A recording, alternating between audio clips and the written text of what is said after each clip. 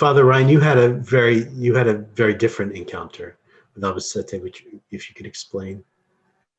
Yeah, I never got to meet Albacete in the flesh, as we've been saying. In fact, I first heard his name in 2005 through a man named Christopher West. And I remember him saying the name and telling a ridiculous story about this priest. I was a seminarian in my first year. And I remember thinking immediately, well, that guy sounds fun. That's all I remember, just thinking, like, that guy sounds fun. But I filed it away. I had 9 years of studies ahead of me still, whatever. But the back of my mind was his name was always there. I'm ordained in May of 2014. And of course, in October, he dies. And I'm on some sort of blog or website, and I just see a well-known Monsignor dies. And I thought, well, who's this guy? And I clicked and saw the name and the face, and all of it flooded back to me. And it was about 6 p.m.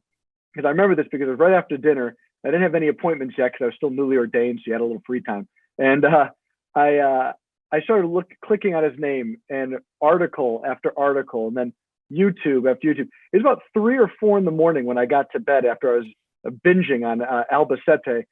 And I remember deep in my heart just saying, finally. Like, I finally found someone who could say things that I was feeling and intuiting.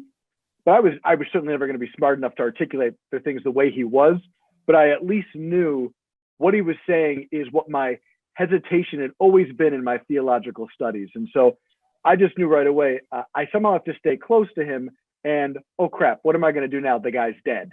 And so not knowing what this was going to, I'm not in CL, but to use your CL fancy talk, like how this was going to generate something in my life, right? I didn't know what this would look like. So I remember just like watching the YouTube videos over and over, ordering God at the Ritz, reading that on my day off, and then just reading it again and just thinking, well, if I could just soak in enough because he's gone.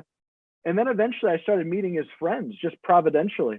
Olivetta and a couple others, and then the more and more opportunities to hear of his lectures, read of his notes, and that's what kind of brings me here today, several years later.